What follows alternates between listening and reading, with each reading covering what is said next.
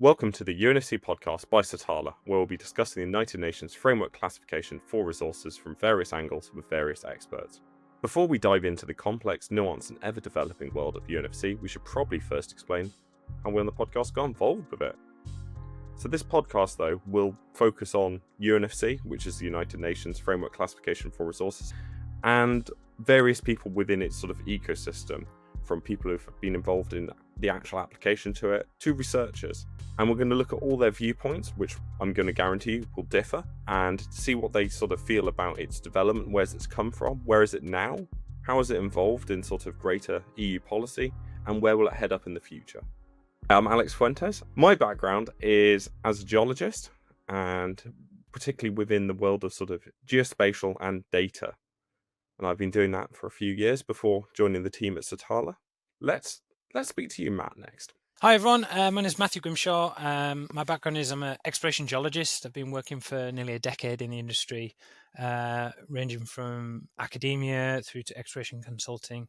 And then more recently, joining the team at Satarla to look at risk and sustainability in relation to exploration geology. So yeah, great to meet everyone. And I'm Chris Stockey, so I am the Climate Change and Nature Lead at Satarla. So I sit as a climate change and nature-related risk management within the sustainability spaces, particularly interested in that E-axis of UNFC, which focuses on that.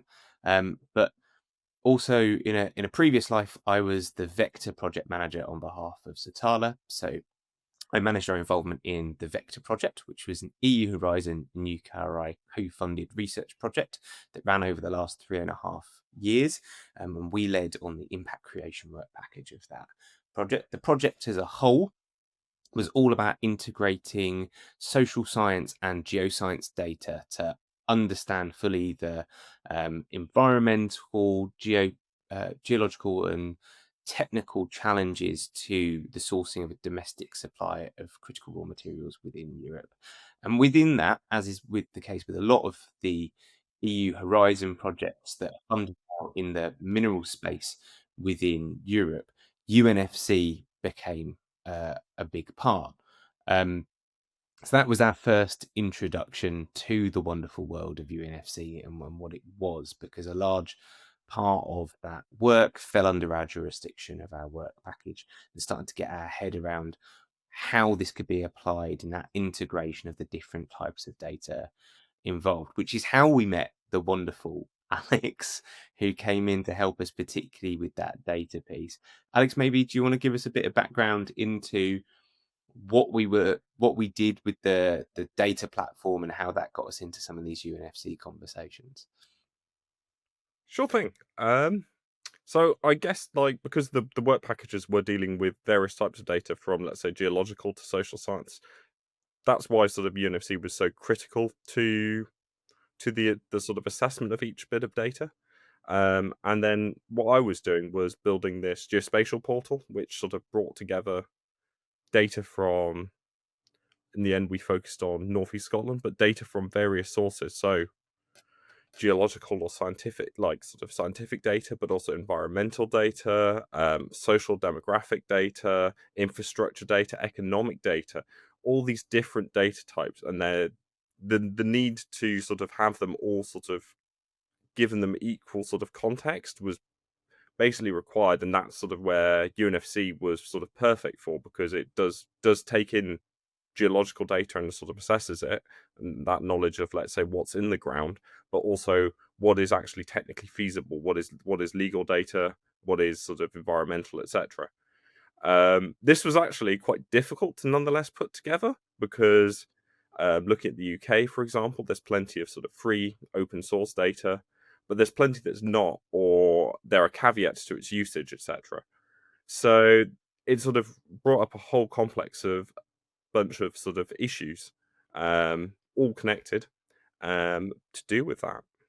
Awesome. And I guess we've launched into this wonderful world of UNFC and started banding around all kinds of axes, letters, etc. Some people who listen to this podcast, this might be their first ever introduction to UNFC, and welcome to the wonderful world if that is you. Alex, do you want to tell us a little bit about how does this classification system work? What are these three axes, and what's this framework actually in practice?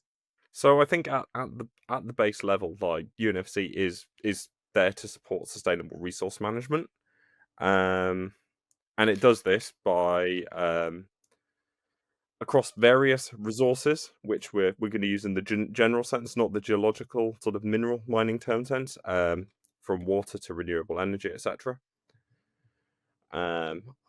Minerals, coal, petroleum. But how does it do it? Well, it uses sort of these three categories or axes. The E-axis, which is environmental, social, economic data. That includes sort of your legal, your governance, all that other stuff. The F-axis, which is technical feasibility. So that will be, let's say, infrastructure, as well as the sort of technological readiness level, your feasibility studies. And then finally the G-axis, which in this case, if we're looking like, for example, in the case of mining, is your geological knowledge, which is but in the more general sense is your degree of confidence, which just how much sort of what is the quality and quantity, once again, looking at it from a geological perspective, of the material in the ground. And these three axes are aimed to be sort of weighed together, that they're supposed to have equal weighting. So we're not just looking let's say, at the resource, we're also looking at the sort of environmental and social impact of, let's say, having the mine running. Is it even sort of economically viable? And trying to sort of balance these all together. Awesome. So, as Alex just mentioned, you often visualize this is a 3D cube. It's like 3D snakes and ladders, where you're talking about project viability and will this project work, with scores of the highest number being the bottom right hand corner and no chance, or not so much no chance, but more to do with early projects that you're not really fully aware of their viability, all the way through up to a 111 score of a fully successful project. In that equal weighting, Matt, you've got experience with other classification codes. I think one of the important questions we'll explore through this is, how does that equal weighting differ from what's previously happened in the metals and mining sector? Yeah. So as an exploration geologist, or anyone, maybe some of our listeners are exploration geologists, maybe they're not. You may have come across what's known as CRISCO, which is the minerals and mining kind of industry standard. So this is very much a standard, and it's a code that everyone has to align with. And this is something that I'm quite used to. So within that kind of world, the whole purpose of it was created for the investment community to make sure that companies report on their exploration results and reserves in a transparent and consistent way. So a lot of the focus from that perspective has been on geological confidence and economic feasibility. And I hadn't really heard of the UNFC, and it's very much more of a policy and a management framework. So it has a different purpose for the UN. And so one of the things that I'm kind of really intrigued to learn through some of the guests we've got coming up in the next few episodes is how do we classify resource projects, not just as minerals, but also according to all these other points that are within the axis. And one of the main reasons why everyone's sitting up and listening is because of this. The EU has started to realize that we need to be more responsible in how we source and find minerals, both within the European Union, but also externally. And it's mandated within the Critical Raw Materials Act. So I'm really intrigued to understand how all these kind of pieces fit together and where it's going in the future. Critical Raw Materials Act as well is really interesting because it came out responsive to other international jurisdictions' piece of legislation all about mineral security and mineral-based economies. And it was, for a lot of people, I guess it's the first time we ever came across UNFC through its embedding in that, despite it being around since the 80s, 90s. But it's also funny in how it comes up. It's not just for in sort of industry projects that need to suddenly apply this thing, but also there's a mandate for member states, which we I suppose assume will be geosurveys, to score mineral occurrences. So it'll be really interesting to hear from the likes of Tom Bide all about his experience within geosurveys and how that applies there, as well as the industry element with these things called strategic projects, which we'll get the opportunity to understand a bit more with Vitor Correa and what those actually look like and those requirements. So I think that's really exciting. Alex, what are some of those questions that you're really looking forward to diving into within UNFC and that you think need a bit of light casting on them? Ooh, good question. I think there's a bunch of sort of considerations to have. I always think that sort of like, let's say you just mentioned strategic projects. I'm sure Matt will have a much more developed view than mine, but I definitely think it'll be interesting to see just sort of I guess sort of the efficacy of them. You know, the CRMA is aiming to really sort of revolutionize the EU supply of these critical and strategic raw materials by 2030, and just how much can be done in what's less than 5 years now. Yeah, I think from my perspective, I'm coming at this very much from the practical geologist view. So how can you take something which is from policy and like a framework and make that applicable and useful for the industry? It's all well and good calling something strategic and telling people you need to use it, but it needs to be useful and applicable across the board within the European Union. And I guess that's something that I'm intrigued to understand, the kind of nuance of how does the different pieces of the puzzle fit together, and where some of those challenges are going to be.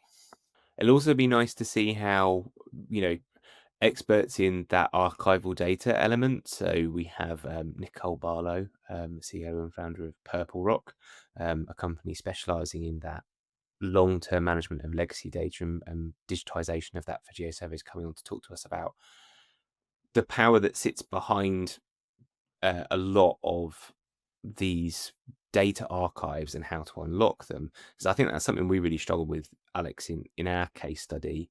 And we've got, something that we'll be looking forward to sharing with everybody at the end of this podcast as well, is a research paper that assesses how we found that data journey and the acquisition and some of the collaborative pieces that are involved there as well. So it'll be fun to not only get to sit down with all of these wonderful experts, but also hopefully to connect them as experts to one another through taking part in this podcast, but also you as listeners to them to start having those more cohesive discussions, because UNFC as a holistic framework needs everyone's voice to come to the fore and help in its implementation for it to be effective.